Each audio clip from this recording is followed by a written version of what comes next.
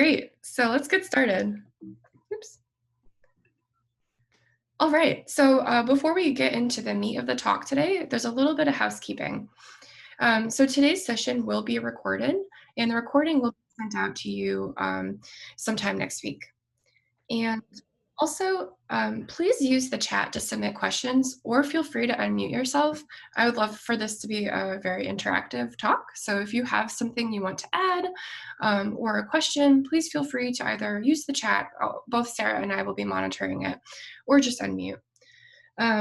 Last, I'd like to just do a little plugs here. So this talk today is part of the Developer Lunch and Learn series. We have a talk coming up in December called ARIA 101. What exactly is ARIA? And so Sarah will be presenting about when it's appropriate to use ARIA, what are the most important ARIA attributes that you should know about and use. So it's going to be a really interesting talk, and I definitely encourage everyone to attend. Also, if you find a lot of the topics that we talk about today or about any of our lunch and learns, please visit our web accessibility website.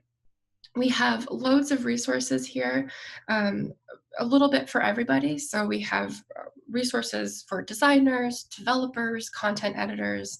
So I encourage you, if you're interested in accessibility, to go to that website. Also, after our talk today, if you find you have some particular questions or specific anything that you want to reach out to us about, please either you can email me personally or you can email accessibility@yale.edu. And I also encourage everyone to join the accessibility Slack channel in the Yale Slack. If you're interested in joining, either message me on Teams, email me, or email accessibility@yale.edu to join. On this channel, we share resources about accessibility. We plug upcoming talks, both that are Yale affiliated and also external talks, and conferences. So it's a really great place to go to keep up to date on our accessibility at Yale. And last but not least, a little plug of something coming up in the near future. So the Philadelphia UX group, Philly Chi, they're celebrating World Usability Day on November 18th. It's in the evening. And so their topic during this celebration is human-centered AI. So it looked really cool. And it's a really great group. They always add in accessibility into their discussions about usability, which is really wonderful. And so if you look at the image on the left, that's our Yale Digital Accessibility motto: make it accessible, make it better. Alrighty, so for the agenda today, we are going to have a discussion about design and accessibility. So we'll start the discussion defining the term shift left, and what does it mean to have accessibility in the design phase. And from there, we're going to cover the most common accessible design challenges. So we'll go over challenges such as the use of color. We'll look at color contrast, link colors, the use of color to communicate, and focus indicators. We'll also look at the very trendy, still, how to use text overlays on images with accessibility in mind. We'll briefly discuss layouts and accessibility. That could be an entire talk on its own, and also forms. And so throughout the discussion of these different design challenges, I'll be mentioning some evaluation tools or other helpful tools that can provide further insight while you're designing. And I do want to say that this list is not extensive. There are so many tools out there. So I just wanted to mention a few of the ones that I thought were useful. And then last but not least, we'll look at this really interesting topic that I've just this past summer become familiar with. And it's in our designs, how we can use keyboard and user interaction annotations. And so that'll be at the end of the talk. We'll look at different ways to communicate user interaction and states in our designs. And so in the image on the right here, I have, this is from Stark, which is actually an evaluation tool that we're going to talk about.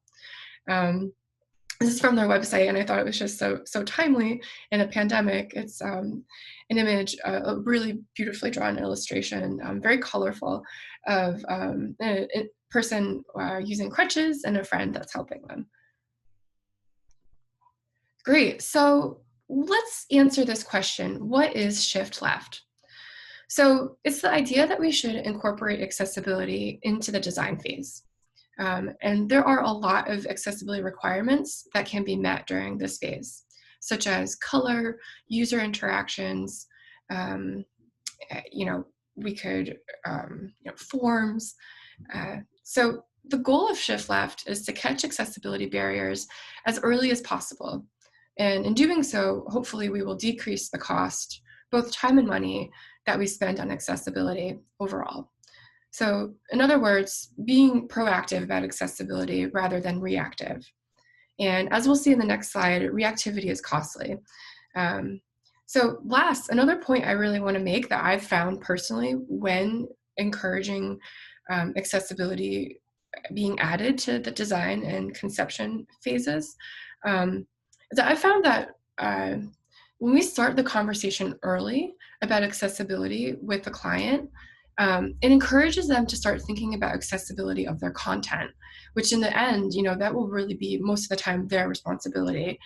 So an example that I have is I've worked with a school where we were choosing the colors for the website, and we found that their branding colors, which were a very bright yellow, were not accessible for text, right?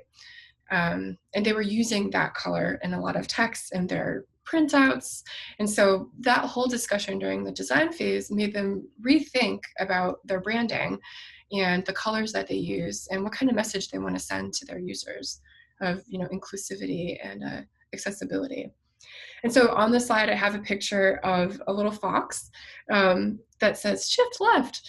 And this is actually from a really great conference that I missed. It was in 2018. It was Accessibility by Design, or sorry, Accessible by Design from Indiana University. But Megan Fogel was on Twitter she went to it and she was on Twitter. She's an accessibility specialist at another university. And she tweeted everything from the conference that she learned, and she had these amazing drawings that she did. And so this is from one of the presentations that she went to. Um, so, regardless of the development cycle that we're working with, whether it's waterfall or agile, fixing accessibility barriers is more costly later in the dev cycle.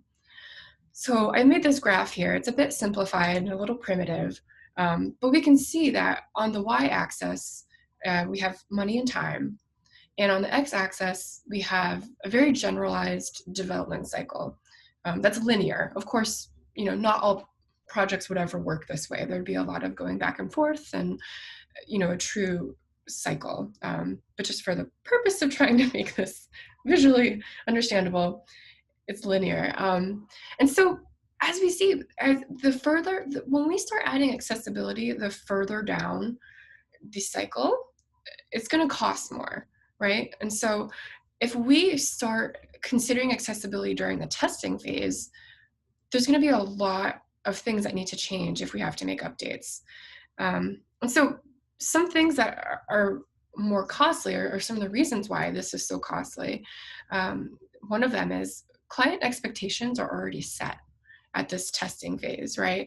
The client has already fallen in love with the layout, the use of their colors, the use of the headings. They become so, after seeing revision, they become so accustomed to the way everything looks. And so if we need to go back and change colors or make, tweaks to the visual display, that's going to be a big upset, right? Another thing is the code base may be very difficult to refactor at this point. Also, we may be committed to using plugins and third-party services that we really can't stop using. Again, either because the client really loves it or the code base is just very reliant on it.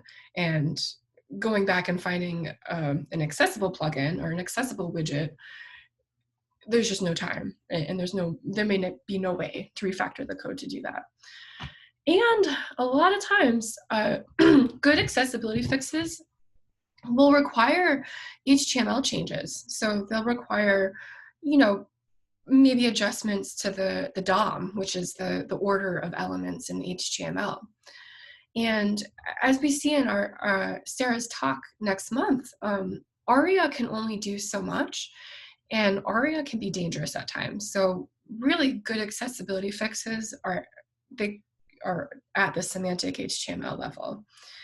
And last but not least, if we're closer to the release and publish phase, your users are already used to the interactions and visual display. And so making these changes are going to impact not only your client, but their user base as well.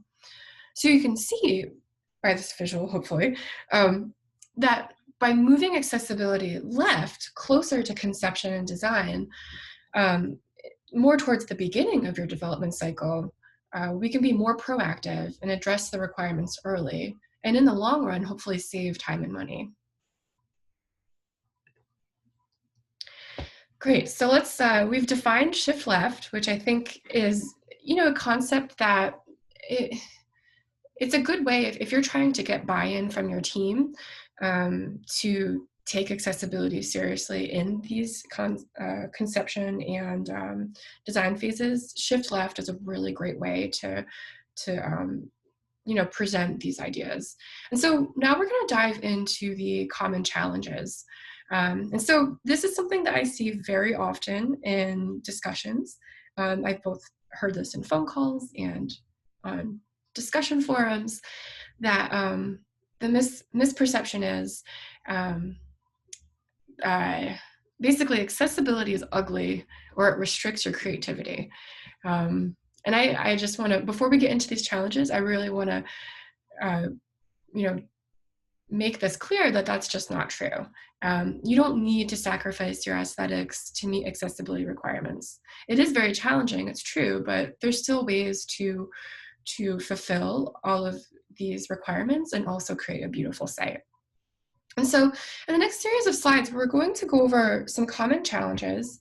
As I said before, we'll go over color, text overlays on images, layouts, and forms.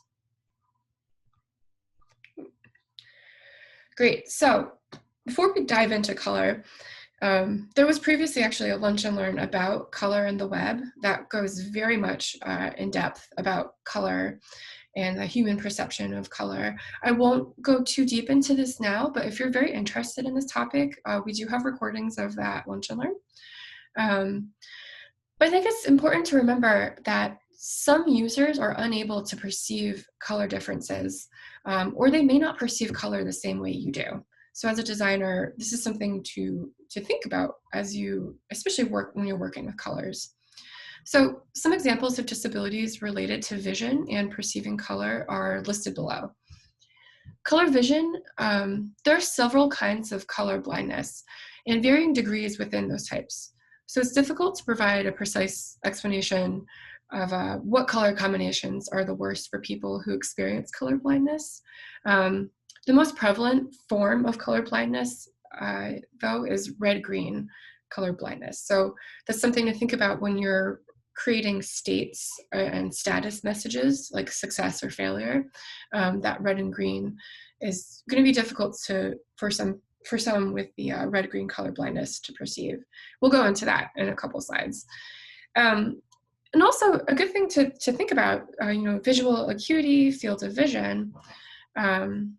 Many people with low vision or cognitive disabilities, such as a traumatic brain injury, or those that suffer from migraines, have extreme sensitivity to light, called photophobia.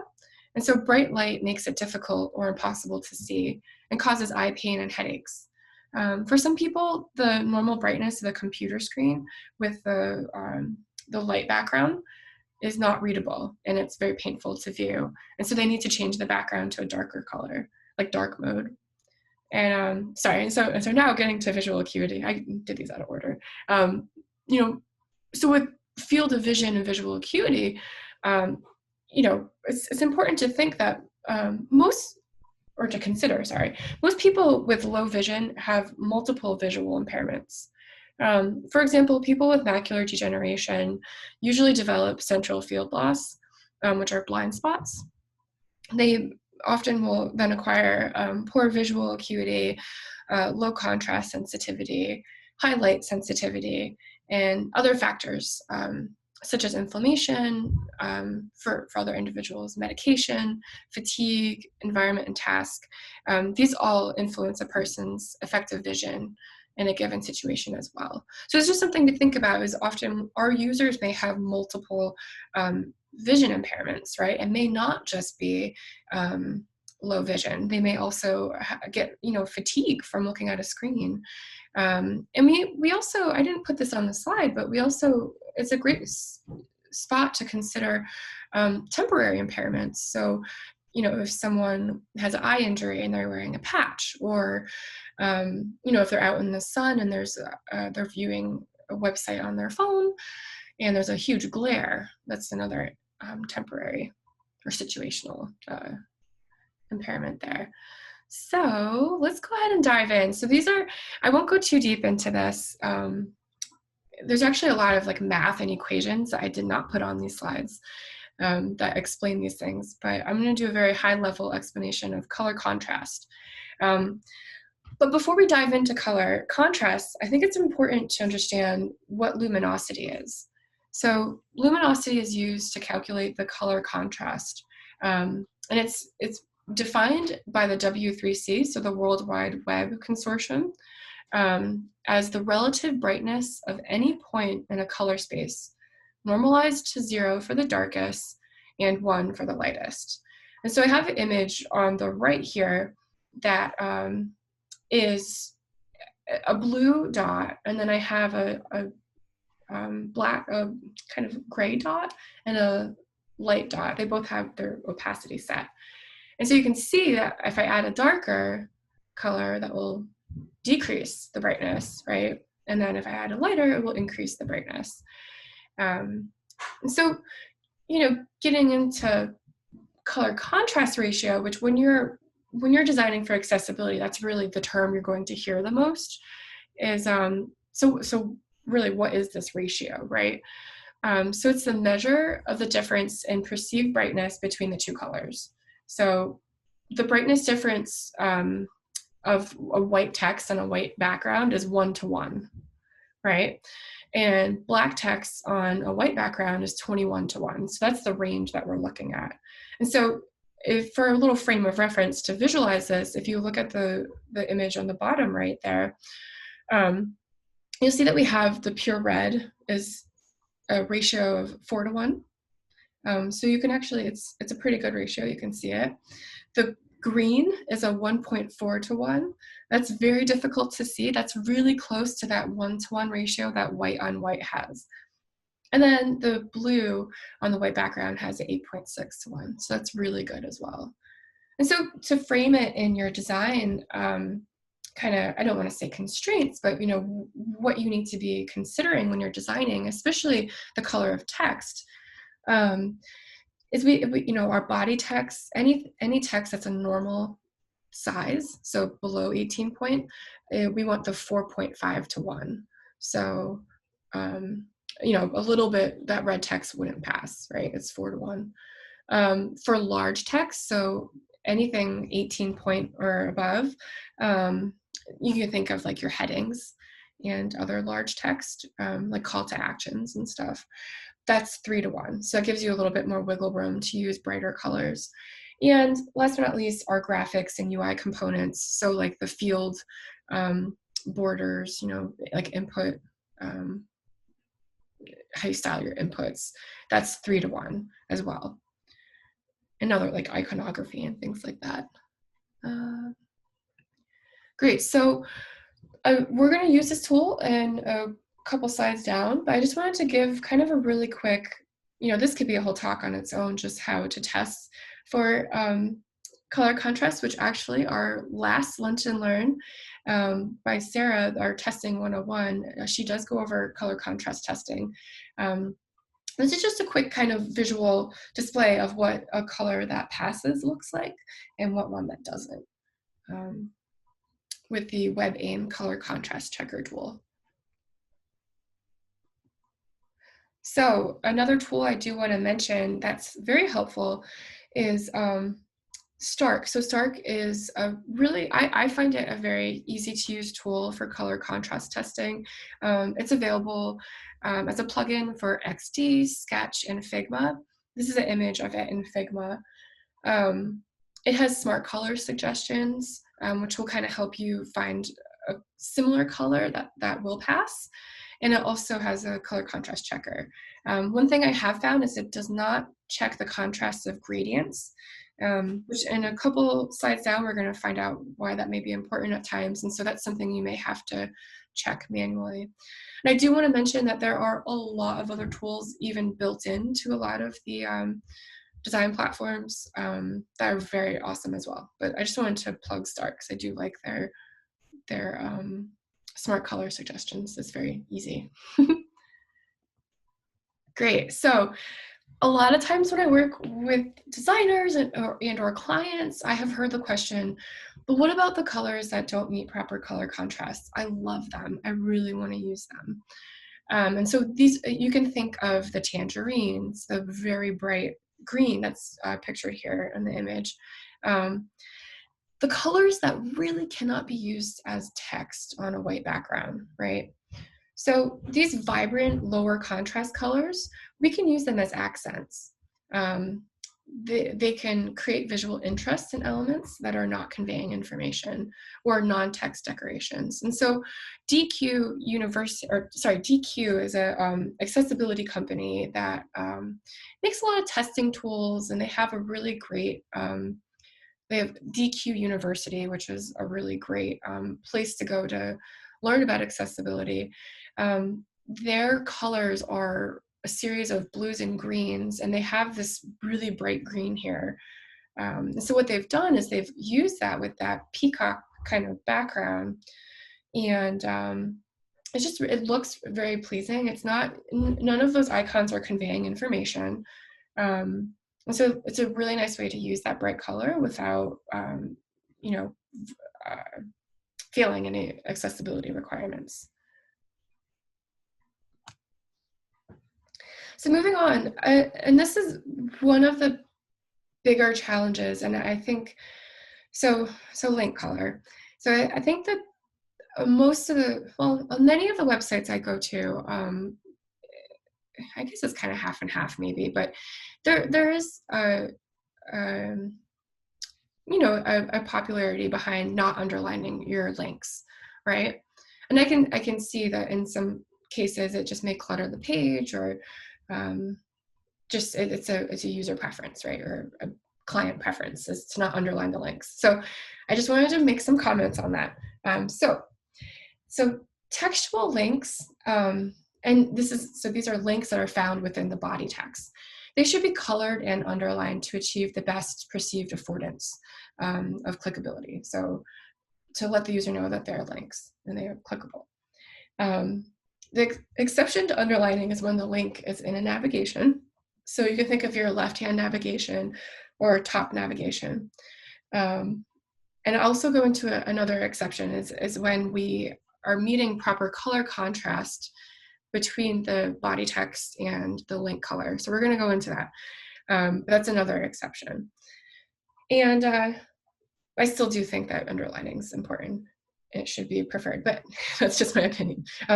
So another thing is to reserve underlining for links only, and to never show any other text on the page of your chosen link color unless it's a link. And I've actually seen this a lot in designs where the link color and like heading colors are very close to each other, and that can be confusing to some users thinking that maybe the heading is a link. So I definitely would avoid that. And last but not least, and this is going to be a future success criteria for accessibility, so this is going to be a future requirement.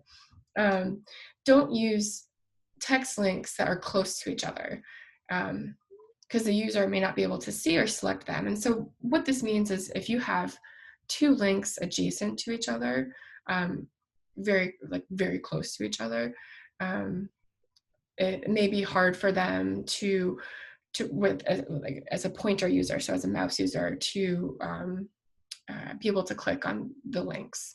And this is considering our users who have mobility impairments. You can think of maybe an individual that has Parkinson's, so it's going to be really difficult for them if there's two tiny little links next to each other to be able to select the one they want. So if you go to we did a talk in September about WCAG 2.2, and that's going to be a new success criteria. So I have a little example on the bottom. I guess you can kind of still tell them apart, but so this is just a bad example heading, an example of what not to do. Can you easily find the links in this line of text? This is a bad example of link color in the underline. So I think the main takeaway is that we want a strong contrast between the body text and the links, and really it all comes down to if we have links on the page, we want our users to be able to find them easily, right? So I have found this really great tool. It's the contrast triangle, and we're going to hop out now of my slides and look at it. And before we do that, I'll just explain it quickly. Basically, this is a really great tool to see if your colors will work without underlines.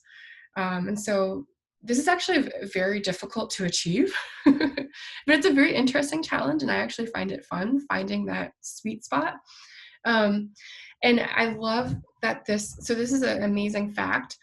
Even the default blue link color in browsers doesn't meet the contrast level. So that's just like that, Web 1.0, that like blue link color doesn't even pass it. So, and this little blurb at the top here just kind of explains that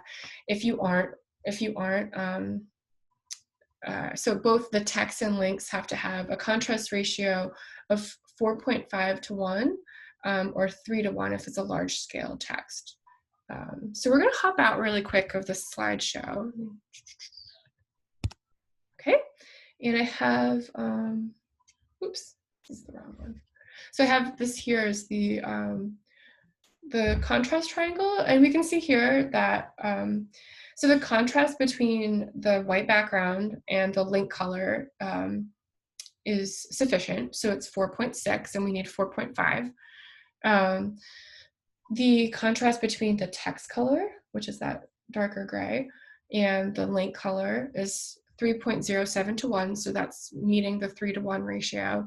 And then of course the background text to the the body text to the background is 14, so that's great. So let's go ahead and play around when this would fail. I just want to give a quick little explanation of this. So this is the WebAIM contrast checker that we were also just talking about. So I'm just going to quickly put in my link text here, and what I'm going to do is darken it. What I think this will do, I haven't actually, I hope this works. So what I believe is going to happen now is if I switch the link color to that darker blue, we're going to fail this link to body text ratio.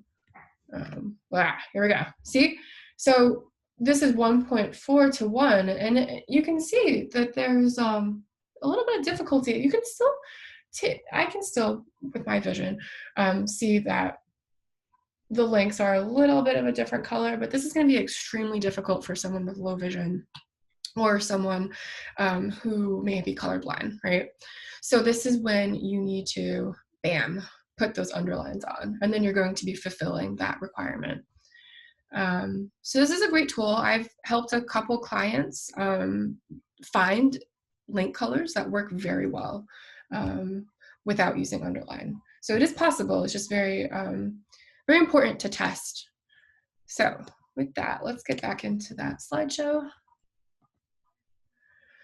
So a little related to link color, we want to make sure that the different interactive parts of the image have proper color contrast. So focus indicators are a big one. And this is particularly helpful for our keyboard users. And in future accessibility requirements, the width and color contrast of focus indicators will need to be met with certain standards. So this is a requirement it's going to be a success criteria, as they say.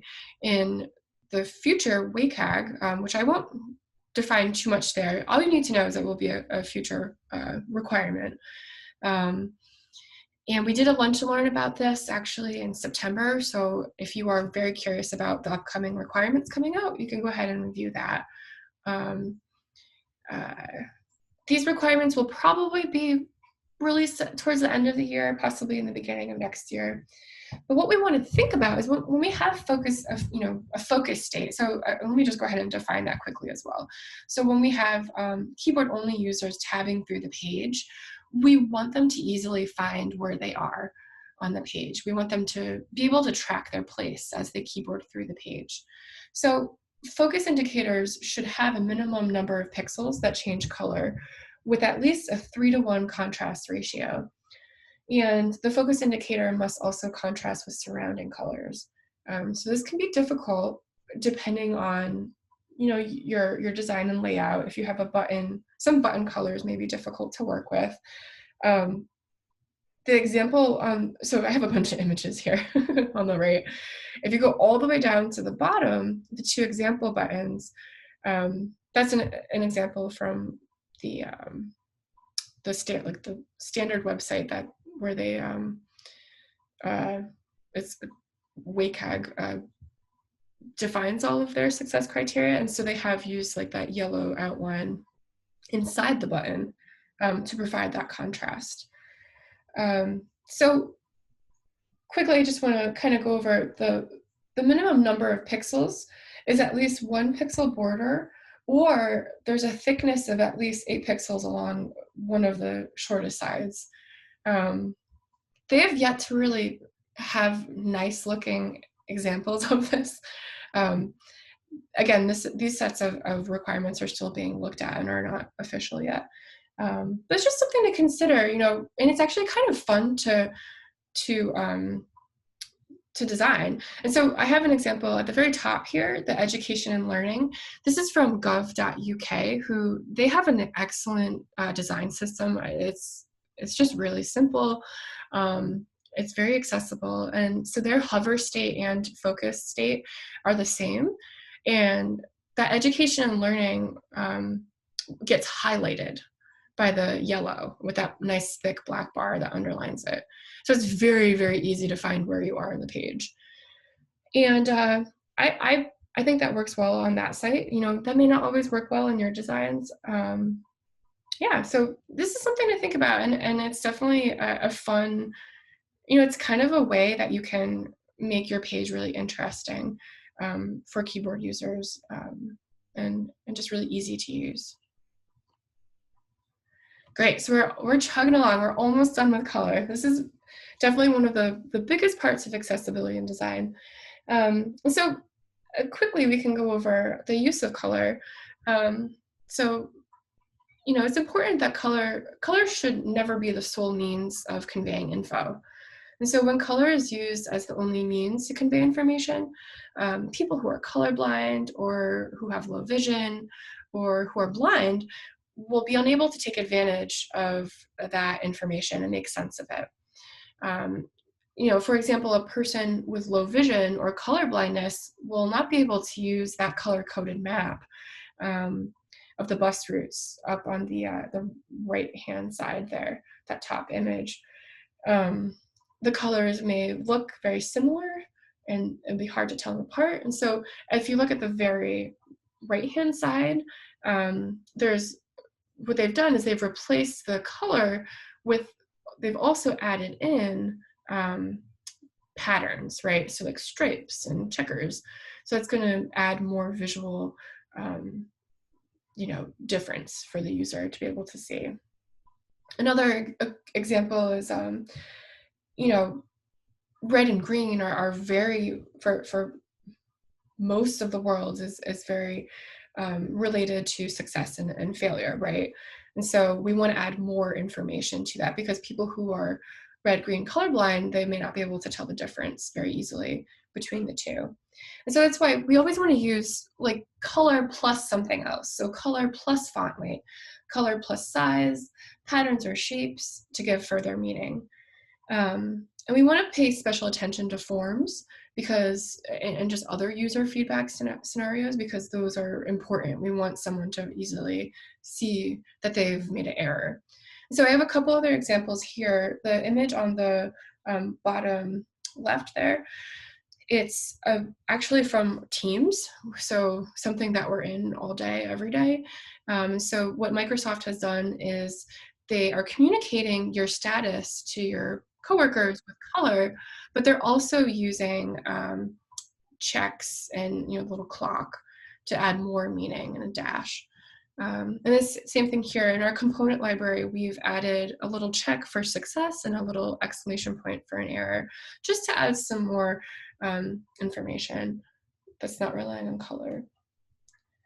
So this is the last part of color that we're going to talk about today. And this is it's just such a common thing I've seen. I think it's still a very popular design to put text over an image. And there's this really great website called brandwood.com that has a great tool where you can upload an image and test the contrast. And so the challenge we face as a designer or a project manager is that we create all these beautiful designs and we have these placeholder images that we add in, and everything looks perfect and it passes color contrast. But once we hand all of these off to the client, they may be adding images that will fail color contrast, right? So we can imagine the picture of the orchid could be replaced with an image of a beautiful cloudy sky. It was just all clouds. And so that would automatically fail the white text on the cloudy background, right? So I'm going to quickly just show you, I'm going to hop out of the slideshow again and quickly just show you this brandwood.com. So this is, I think for me, this is a good way to show clients why this is important. You need to think about your image. Because if we hover and add the text over the white part of the flowers, it's just going to fail. But if we put it down here where it's blue, it'll pass. So this tool I've never really used to test color contrast for my text on images, but I have used it as a way to kind of demonstrate this to a client that, when you're choosing your images, you need to be mindful of where the text falls on the image. The way in the past I've tested text on images by using a color picker and trying to select the latest color of the image where the text will lay, and then test that against the text color. But there is a way to kind of go around this. So, and this, it depends on your designs. This may not always look nice, but in the past, I've used this as a solution so that it doesn't matter what image the client adds to the design, it will always pass. And so what I've done here is I've made an overlay that has a gradient that creates this kind of darkening of the bottom part of the image where the text will lay. So if we remove Handsome Dan, which I don't want to, but if we do, we can see we can still see the text. So if worst case scenario, a client adds a image of clouds or an image of a white sand beach or something like that, we're still going to be able to see the text, right? So let me get Handsome Dan back. Here he is. So this is a potential solution. Again, this is probably one of the bigger design challenges I've seen when it comes to accessibility and color contrast. And then of course, there's always other considerations. You want to make sure that if there are captions over the image, that information is being relayed to screen reader users, which we can go into that in a couple slides, how to get that in the designs. Great, so let me hop back in here.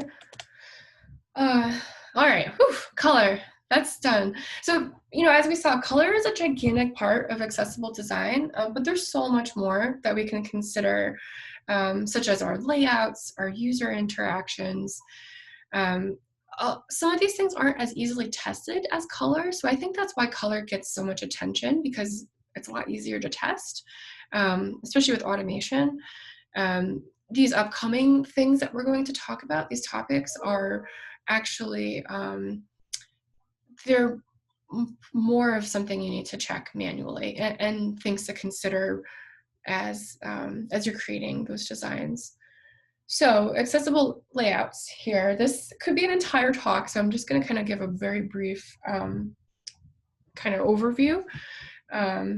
So our headings and spacing, we want to make sure that we're using white space, you know, and just the spacing between our different elements on the page, to make the relationship between the content more apparent and just easier to find, right? So we want to style our headings to group content very easily and reduce clutter, and make it easier for a visual user to scan the page and to find, you know, what they're looking for on the page. And headings should also reflect the page hierarchy. This is something I do see in a lot of designs, where the heading 1 and the heading 2 may be the same size, which I think visually that may be a little confusing at times. And I've also seen where, we jump from heading 1 to heading 4. So it's something to consider. It's not every design it's easy to get that true hierarchy. But and I would definitely encourage every page to have a very apparent title heading 1. So clear and consistent navigation. The goal here is that we want to ensure that the navigation across the site is consistent. So the way it looks, its position, the names. This is something very important for individuals with cognitive disabilities, but also your users who are using a screen reader. The more consistent you can make the experience, the easier they'll get used to your site and be able to hop around very quickly. Provide more than one method of website navigation, so having a site search available is very important, and help users understand where they are on the website. Breadcrumbs are not always very visually appealing, but they can be helpful. But I think more important than that is having really clear headings that break up the page. Great, so the rest of our talk now, we're gonna get into user interactions and in our designs, how we can consider the interactions that will be made, when the designs come to life, when the developer gets those files and they start making things. So so some things we really wanted to consider are things like skip links, form feedback, controls for content that starts automatically. So I'll go into these in a little detail. So skip links, we want to use them to ease the navigation for keyboard-only users. And so the way that we can help the user is to add the skip link to have them be able to easily jump around the page, right? You can imagine if you're a keyboard-only user and you have to tab from the top of the page through the whole navigation all the way down to the main content, it'd be very, very tiring. So I always like to see it when the designer or developer has identified the main use of a page and they've added a skip link to that as well. And so this is a really great example. Our new digital collections websites, they will have a skip to main content link, and they'll also have a skip to search, because most of the time when you're on the library site, you're going to be searching for something, right? So this is an excellent example of a team considering what is the most important user scenario of this page, and how do our keyboard only users get to that most important element. Same thing with having controls easy to tab to and to turn things on and off. I'm skipping down, sorry. So if you have like a video that's automatically playing or a slideshow that's automatically playing on a page, you want to make sure that it's really easy for that user to turn off interactive element. So maybe even having a skip link to that if it's something that's further down the page that may be very distracting. And of course, form feedback, we talked a little bit of making sure that the feedback isn't reliant on color only, but also, making sure that it's easy to connect the information to, information about the form status to the form field that's an error. We kind of actually went over this a tiny bit in the error lunch and learn, where we talked about, linking the error. So as you can see in this, in this image on the left-hand side here, we have the error box that says there is a problem, enter your full name, and that's a link to the issue. So you can imagine if you have a huge form and there's like 5 errors, it's so helpful to have that link that will bring you down to where you need to fix that information. So just little things like those user interactions, adding that detail into the design can help a developer create something that's very easy for all of your users. So we're going to get into annotating now. So this is it. I'm going to show something that I just learned about this past summer, and I really love this idea. I have not ever seen this in a design mock-up or in any design review, but it's something, maybe you don't have to implement this all the way, but it's just something to think about when you are communicating to your developer, to your team, about these beautiful interactions that you're creating. How can you add in these accessibility thoughts and kind of desires?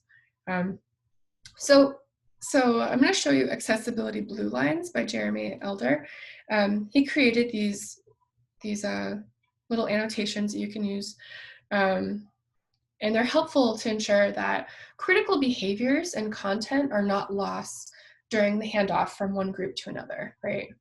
And so the blue lines really help define, wayfinding and communicate the content behind the content. So that may not make much sense right now, but I will go ahead and go into detail about it.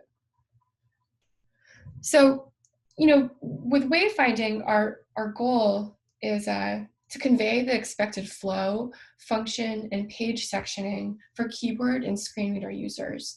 And so these different annotations will help kind of translate the UX and design team's intentions to the developer team and the QA team. So this is going to be great for any QA testers to understand the designer's intent and to kind of create their user scenarios to test. So I'm just going to hop to the images. So at the very top here, we have the different icons. So there's tab order, arrows, the different cool shortcuts that you may create in your app, which that could be a whole other discussion on the pros and cons of that. But if you do end up adding any, key combination shortcuts, you can communicate those. There's also there's a second image, the purple, that's how you can communicate different regions. So with the keyboard interactions, the goal is to indicate the sequential tab stops for interactive elements, to use arrows to demonstrate how the user might traverse through the group of elements or a custom widget. This is very important for anything that's like truly custom or being built from scratch, right? It'd be very good for a developer to know that, the user will, one, what is interactive and what's not, but like how the user will hop around these different widgets or custom elements. Indicate where shortcuts and key presses are available, along with expected action or behavior. So if we look at the second image down, the focus order, so we can see that the tab key moves through the list. And then once we get to the radio buttons, we can move through those with the up, down, right, and left keys. And then after we select that, which actually they didn't put in, so these are the notes that go along with the annotation. What they should also put is like space selects radio button. And then you hop down to the interaction 3, which is to send the, send the information. So again, this may be a lot to be adding into all of your designs, but maybe if there is a custom widget that's being created, adding that extra intent and sending that over to your developer will help them make it more accessible in in the code. And so content. So what is something I know that we've seen a lot of. It's difficult to understand what content should be in a landmark. Um, and what the names should be of those landmarks. And so, well, we got into this a little bit in our semantic HTML talk. And I won't go too deep into defining all of these things, but really what these purple indicators will show the developer is your intent as a designer. Let's say you have this is a navigation, the example on the bottom right here. So we have the navigation, which is our landmark, right? The banner is our landmark. Inside the banner, the navigation, and then inside the banner also the search. And so this is basically what this would do is communicate to the developer, we should call the header, we make sure the header has the role banner, maybe even give it an ARIA label, name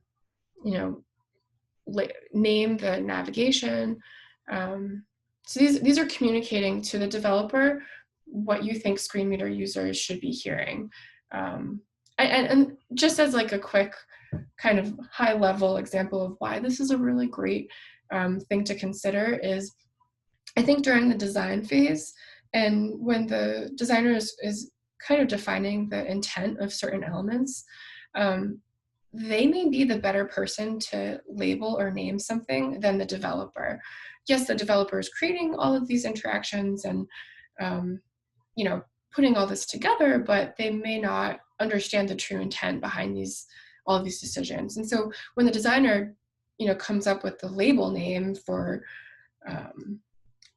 let's just say the utility links in the bottom footer, or some other type of navigation, it will help kind of just translate that intent over into the code for your screen reader use.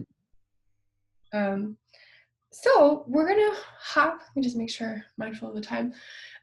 So we'll hop now into kind of the last little part of our talk today. So another thing that we can annotate and kind of hand off to the developers is the content that's behind the content. That doesn't make much sense if you really, but so what we want to do is we want to communicate the things that aren't apparent just by looking at the design. So this helps ensure that the developer, like I was saying, understands the content and functionality, and that these different the different content is available for users with different modalities. So modalities here, that kind of means like if they're using a screen reader or if they're using talk to speech.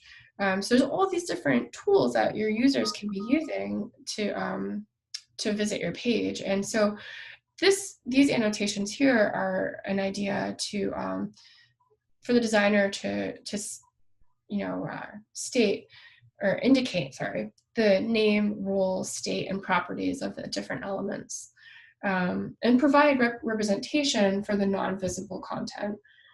So the image here on the right, we have this button called filters.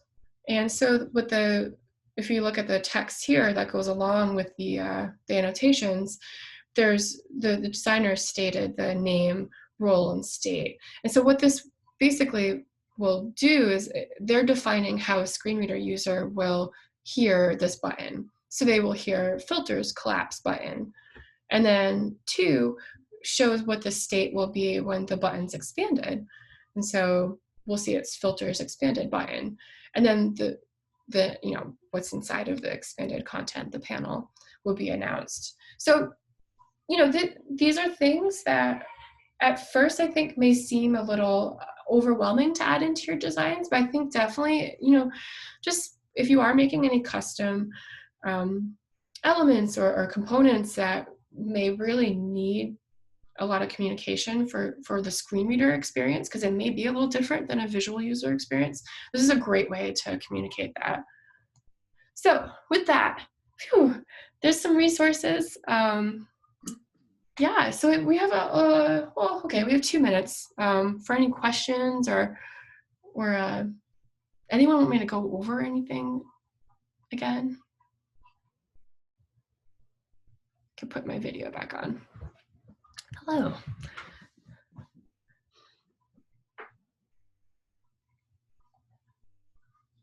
Good. All right. Well, I'll stop my share.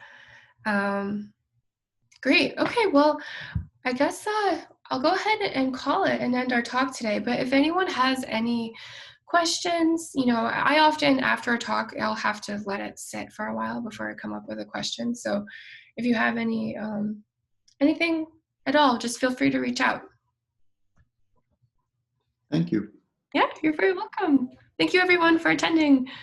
Take care. Please go to our next Lunch and Learn. Bye-bye. Bye-bye. Bye-bye.